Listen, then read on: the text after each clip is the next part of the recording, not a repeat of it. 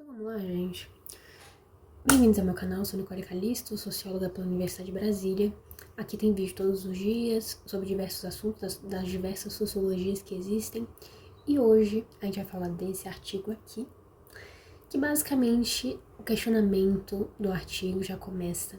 Você já parou para pensar no que realmente determina a intenção de matrícula em um curso universitário? Por que uma pessoa ela decide fazer faculdade X e não Y? Em 2026, as pesquisadoras desse artigo, da revista Sociology of Education, então um artigo, um estudo científico, né, da sociologia da educação, eles apontaram uma falha grave na literatura atual, que a maior parte das pesquisas, elas focam apenas em características individuais, quando a gente vai tentar entender a intenção, né, das pessoas para fazer determinado curso. Como o desempenho escolar e capital cultural, então características individuais da pessoa, ou tentam focar em variáveis da instituição, como reputação, localização. Então, será que influencia a questão da universidade ser longe ou perto de casa?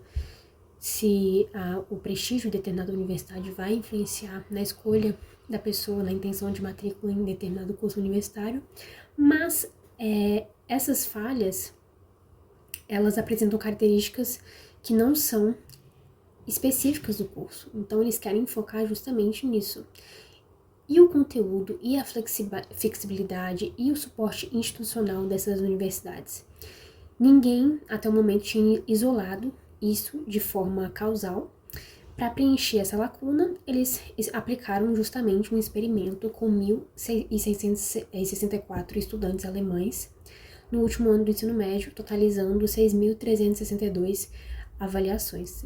Então, das 6.362 avaliações, eles fizeram uma pesquisa fundamentada no modelo de formação de crenças do sociólogo Stephen Morgan, e segue uma lógica que é puramente cognitiva. As intenções de cursar a faculdade dependem das crenças das pessoas sobre custos, benefícios e probabilidade de sucesso. E essas crenças dependem diretamente do nível de informação disponível.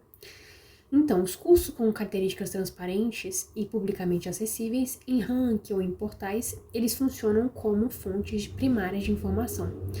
E o grande entendimento dos autores foi testar se a manipulação dessas características altera de forma estritamente causal as crenças e as intenções de escolhas dos jovens.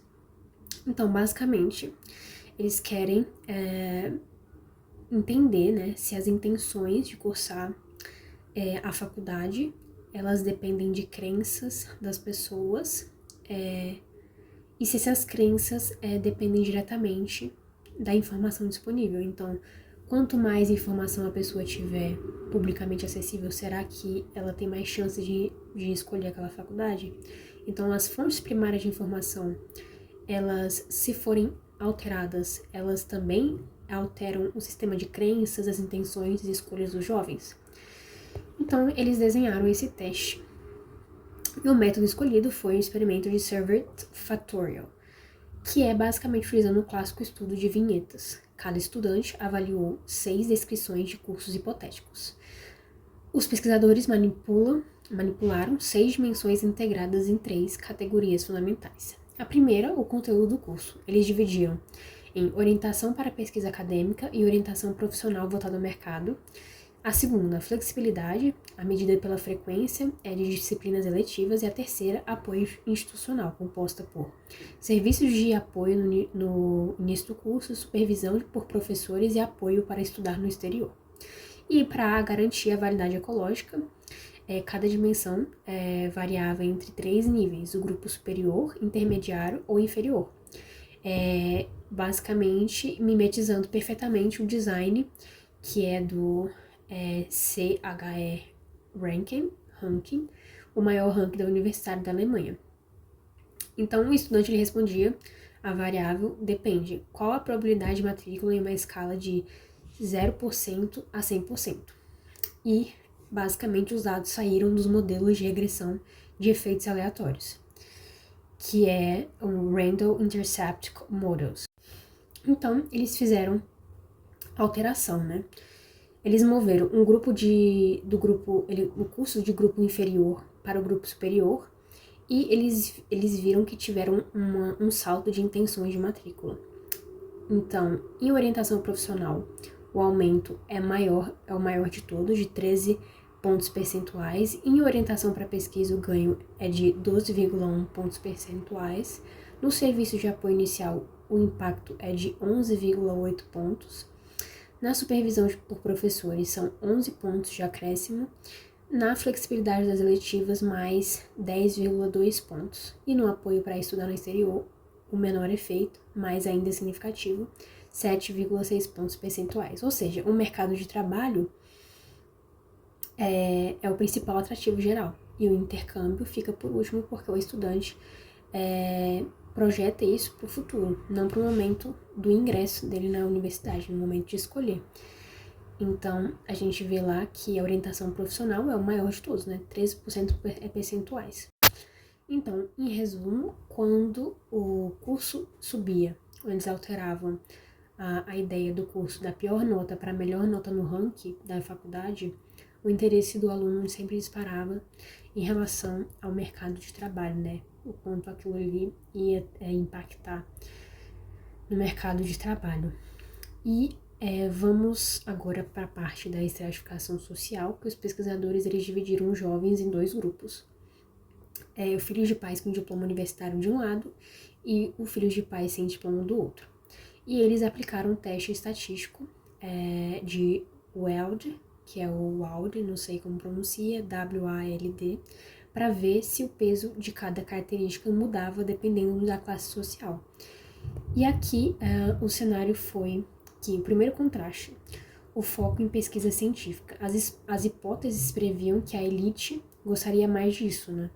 A pesquisa científica. E sim, os filhos de diplomados, né? Ver que o curso é excelente em pesquisa aumenta a intenção da matrícula em 13,5 pontos. Já para estudante de primeira geração, o ganho foi de apenas 9,9 pontos, né? As pessoas que os pais não são a primeira geração em busca, né, de diploma universitário. O segundo contraste foi o intercâmbio, a ajuda para estudar fora importa quase o dobro para os filhos de pais ricos, e o acréscimo de 8,8 contra 5,4 dos estudantes de baixa renda. E o que deu igual, né? Basicamente, o foco no mercado de trabalho, o apoio no início do curso e a mentoria dos professores. Eles tiveram efeitos rigorosamente homogêneos. Tanto os ricos e como as pessoas de baixa renda reagem no mesmo entusiasmo a essas três variáveis. Então, a grande conclusão sociológica do artigo é que as universidades e os políticos, segundo o artigo, eles gostam muito de dizer que se você ajusta o desenho do curso, divulga suportes, é uma ótima política para atrair estudantes de baixa renda e reduzir a desigualdade de acesso à universidade. Mas o artigo ele vai provar que isso é uma ilusão, porque nenhuma característica do curso teve um impacto maior para os estudantes de baixa renda do que para os ricos. Então, mudar o curso não fecha o abismo de matrículas, porque acontecem dois mecanismos. A simetria de informação, então o jovem de classe baixa muitas vezes é o primeiro da família a tentar a faculdade e ele está travado na dúvida primária de se ele vai ou não conseguir entrar e às vezes pagar, e ele nem tem às vezes espaço para pensar na questão de mentoria, de um professor X ou Y é boa ou não, e o segundo, a manutenção de status. Para a classe alta, fazer faculdade é a regra obrigatória, e eles já sabem que vão entrar. Então, eles usam o privilégio de ler os mínimos detalhes do ranking, né, para escolher o curso, mas escolher o curso mais confortável e evitar a queda social.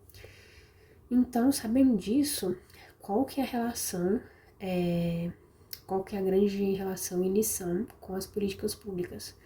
Que as campanhas de informação genéricas sobre cursos não funcionam, basicamente para combater essa desigualdade, e que apenas intervenções eficientes precisam ser direcionadas e personalizadas, como dar dados explícitos sobre o retorno financeiro real da carreira, para aliviar esse medo do custo de entrar na faculdade, sobretudo de pessoas de baixa renda. E para as universidades o recado é puramente mercadológico, que quer atrair aluno no geral, basicamente divulga suas notas de empregabilidade, flexibilidade e acolhimento. Mas os autores também eles fazem um alerta, né, que os rankings públicos geram o chamado efeito Matthew, que é a famosa acumulação de vantagens, onde o rico fica mais rico. Então, como o ranking ele molda as intenções por si só, os cursos já não estão no topo, que já estão no topo, continuam atraindo todo mundo, enquanto as faculdades mais periféricas acabam ficando um pouco mais sufocadas, né? Então, como toda ciência, existem também nesse estudo limitações metodológicas, que basicamente o experimento ele mede intenções de matrícula em um questionário e não um comportamento real de inscrição em uma faculdade física, e ele reflete o ecossistema da Alemanha, onde o jovem escolhe a faculdade e o curso ao mesmo tempo. E nos Estados Unidos, por exemplo, você entra na instituição primeiro e depois você escolhe fazer o major, né, depois. E a amostra tem vieses de proporção, então contando com 65% de mulheres e 63% de alunos com pais graduados. Então, para os próximos pesquisadores, fica a lição, né, que testar as características do curso e o peso da faculdade juntos no mesmo experimento.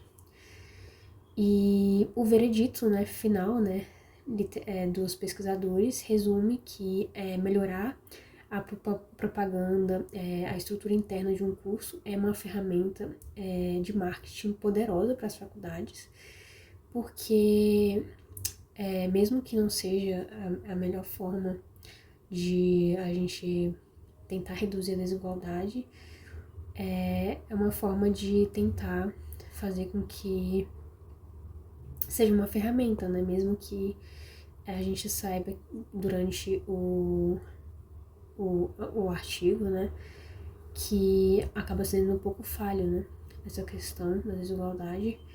Então, basicamente, o curso ele pode atrair, mas a questão de classe, a questão dos pais terem diploma também influencia. Então, a origem da pessoa, e a gente podia até pensar em Pierre Bourdieu, né, o capital cultural daquela pessoa, porque a questão toda de escolher o curso, ela não é só em relação àquele momento de vida da pessoa, tem uma trajetória inteira, né, de vida que vai influenciar no momento.